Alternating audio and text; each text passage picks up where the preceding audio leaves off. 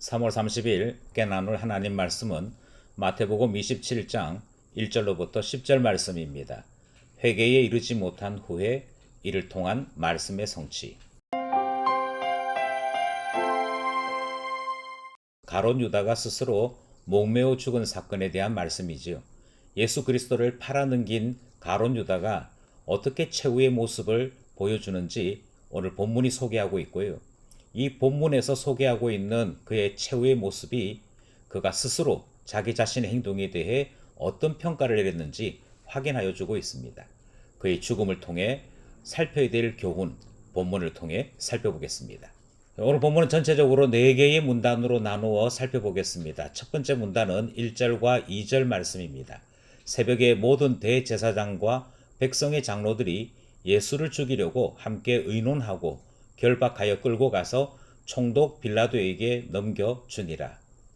첫 번째 문단은 공의회에서 빌라도의 손으로 예수님을 넘겼다 하는 내용이 주 내용을 이루고 있습니다. 여기서 우리는 두 가지를 조금 더 살펴보려고 하는 것이죠.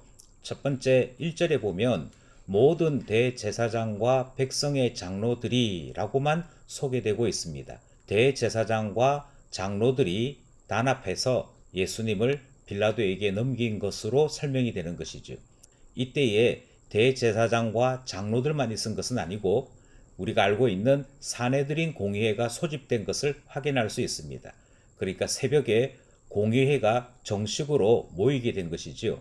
그리고 그들이 원래 가졌던 계획대로 예수님을 유월절 전에 죽이자라고 하는 것에 대해 다시 결의하고 다시 진행하는 모습을 확인할 수 있는 것입니다.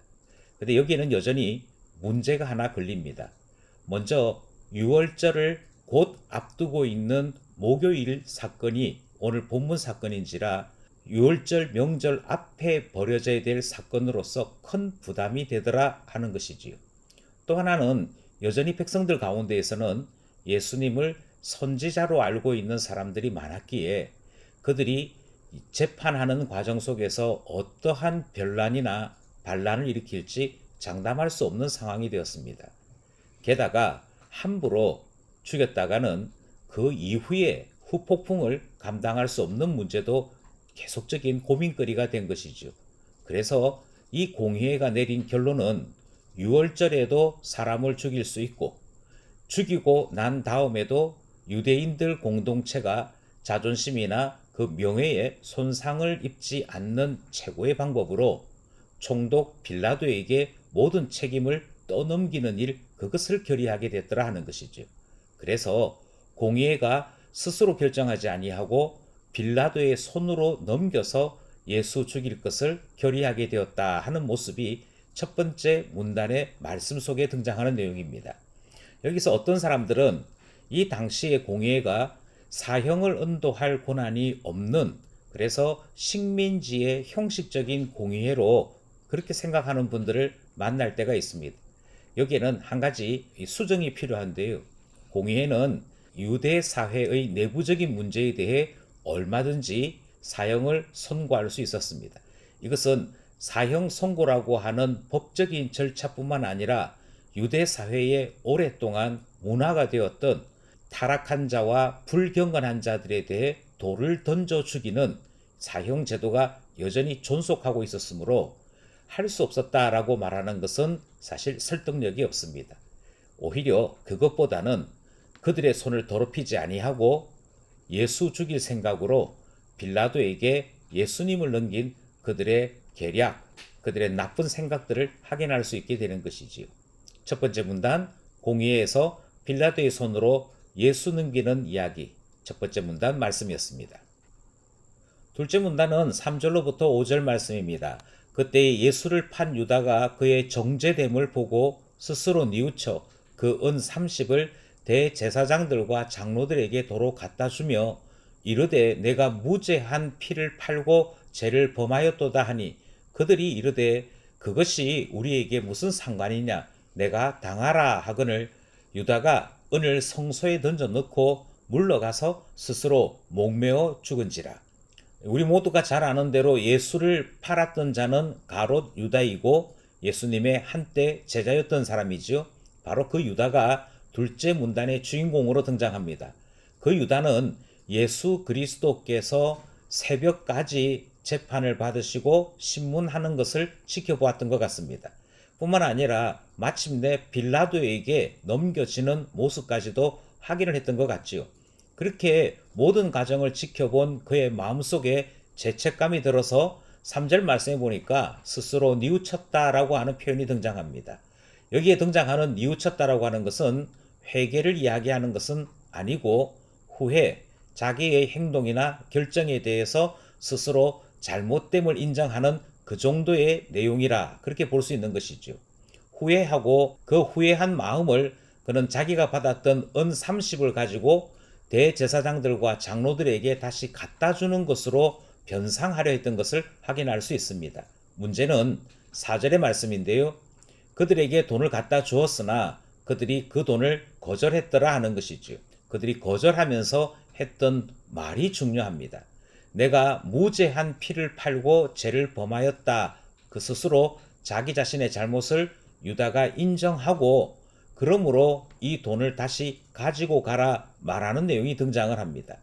유다 스스로도 그의 범죄의 사실을 인정하는 것을 보게 됩니다. 그런데 문제는 이 돈을 받아들었어야 했던 사람들이 도리어 가룟 유다에게 이런 말을 하는 것이지요. 우리에게 무슨 상관이냐? 너가 당하라. 그래서 이 모든 사건이 너가 책임져야 될 사건이다 라고 말하는 내용을 확인하게 되더라는 것입니다. 이 말은 그들이 예수를 죽이면서도 그 책임은 면하려고 했던 모습을 확인할 수 있는 것이죠. 이와 같이 가룟 유다는 후회했으나 그것을 되돌릴 만한 어떤 기회도 발견하지 못하게 되는 것이고 이 일을 함께 공모했던 자들에게서 버림받는 일까지 당하게 된 것입니다. 그리고 난 다음에 가룟 유다가 선택한 최후의 방법은 바로 5절에 기록된 대로 스스로 물러가서 목매어 죽는 것을 택하는 것 보게 됩니다. 그가 받았던 은 30은 성소에 던져놓고 목매어 죽음으로 자기 자신의 삶을 후회하는 것으로 끝을 맺고 있는 모습이 둘째 문단 말씀 내용입니다. 셋째 문단 말씀은 6절에서부터 8절 말씀이지요. 대제사장들이 그 은을 거두며 이르되 이것은 핏값이라 성전고에 넣어둠이 옳지 않다 하고 의논한 후 이것으로 토기장이의 밭을 사서 나그네의 묘지를 삼았으니 그러므로 오늘날까지 그 밭을 피밭이라 일컫느니라. 둘째 문단과 셋째 문단 사이에는 사실 빠져있는 이야기들이 있습니다. 그것은 가룟 유다가 목매어 자살을 했고 목을 매어 자살을 하고 난 이후에 줄이 풀어지면서 그가 땅에 떨어지게 되었는데 그때 그의 창자까지 쏟아지는 비참한 최후의 모습이 있었다 하는 것을 우리는 다른 기록들을 통해 확인할 수 있는 것이지요. 마태복음에서는 그 내용까지는 싫지 않습니다만 가룟 유다의 죽음이 그 땅에 피를 흘리는 사건이 되어진 것을 오늘 셋째 문단에서 확인할 수 있습니다. 가룟 유다는 자기가 받았던 은 30을 성전고 안에 넣었지만 대제사장들은 이 불결한 돈을 받아들일 수 없다라고 생각했고 그것을 다른 용도로 사용하는 것을 결의하게 되는 것이지요. 이들이 이 돈이 핏값으로 된 돈이므로 받을 수 없다라고 하는 그들의 말 속에 예수 그리스도를 사형으로 이끌었던 그들의 행동 또한 옳지 않은 것임을 사실 반증하고 있습니다. 동시에 가룟 유다가 피 흘려 죽은 그 땅을 사서 나그네들의 묘지를 삼았다라고 하는 이 행동을 통해 그의 최후가 얼마나 비참한 것이었고 그의 삶이 얼마만큼 저주에 가까운 삶이었는지 설명하고 있는 것을 보는 것이지요. 여기에 등장하는 나그네들은 성전 예배에 참여하기 위해 왔다가 객사를 하게 된 순례자들을 일컫습니다. 그들이 나그네로 와서 이곳에서 죽었을 때 그들을 묘지할 공공의 묘지들이 없었으므로 바로 핏값으로 샀던 이 밭을 나그네들의 공동묘지로 삼게 되었다 하는 내용이 7절 말씀에 등장하는 것이고 그 돈으로 샀던 밭을 피밭이라 부르므로 그들이 사람 목숨을 해하였음을 이 말을 통해 나타내고 있는 것이지요. 가룟 유다가 받았던 피값으로 피밭을 샀다는 이야기, 셋째 문단 말씀입니다. 마지막 문단은 9절 10절 말씀입니다. 이에 선지자 예레미야를 통하여 하신 말씀이 이루어졌나니 일러스되 그들이 그 가격 매긴 자 곧 이스라엘 자손 중에서 가격 매긴 자의 가격 곧 은 30을 가지고 토기장이의 밭 값으로 주었으니 이는 주께서 내게 명하신 바와 같으니라 하였더라. 마지막 문단인 9절과 10절에서는 앞서 일어난 모든 사건들이 말씀대로 이루어진 사건임을 소개하고 있습니다. 이 본문에서 시작을 선지자 예레미야를 통하여 하신 말씀이 이루어졌다라고 소개하고 있습니다. 그리고 그 이루어진 말씀을 9절 뒷부분에서부터 소개하고 있는데요. 이 본문은 사실 구약의 두 개의 본문이 함께 합쳐져 있는 형태를 가지고 있습니다. 하나는 이미 마태복음이 소개한 것처럼 예레미야서에 있는 말씀이 기록되어 있고요. 또 하나는 스가랴 11장에 있는 말씀이 함께 섞여져 있습니다. 이처럼 선지자들의 말씀이 결합되고 인용되는 이것은 이 사건이 그냥 일어난 것이 아니라 주님의 섭리 가운데 주님께서 뜻하시는 것을 나타내는 사건이더라 하는 말씀이 포함된 것이지요. 그러므로 예수 그리스도의 대속의 은혜는 갑자기 또는 잘못된 몇 사람들에 의해서 일어난 사건이 아니라 오랫동안 선지자들을 통하여 예고되었고 그 말씀의 약속을 따라 실천되고 성취된 사건인 것을 우리에게 알려주고 있습니다. 주님께서 은 30에 예수 그리스도가 팔리는 것과 그 돈이 토기장이의 밭값으로 치루어질 것까지 우리에게 알려주셨음을 확인하는 넷째 문단 말씀입니다. 오늘 본문 말씀을 따라 기도 제목 함께 나누고자 합니다.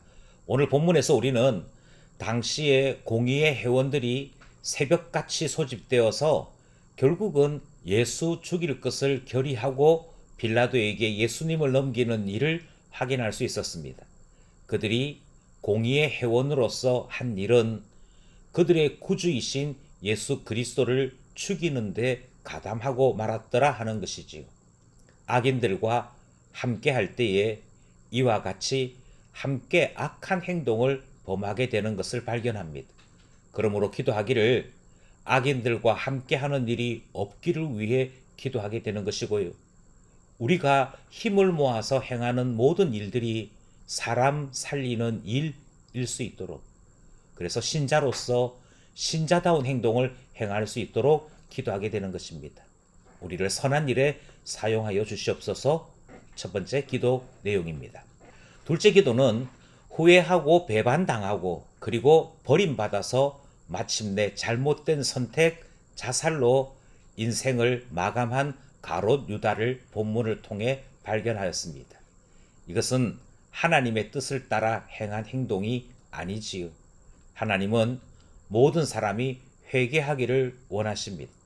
그러므로 기도하기를 회개를 알게 하시고 주의 이름 의지하여 제사함 받는 참 신자로서의 삶을 항상 기억하게 하시고 그 길을 따르게 해주소서 기도하게 되는 것입니다. 마지막 기도 제목은 악인은 결국 멸망의 길로 갔고 땅에서 피 흘린 부르짖음이 하나님께 올려지는 것을 확인할 수 있었습니다. 악인이 멸망의 길로 갔다면 주께서 택하여 부름받은 우리는 구원의 길, 생명의 길을 걸어가는 것이 하나님의 뜻에 따라 살아가는 길이 될 것입니다. 그러므로 기도하기를 주께서 우리를 대속하여 주시고 은혜를 따라 속죄의 삶을 살아갈 수 있도록 행하신 그 놀라운 구원 항상 허락하여 주시옵소서.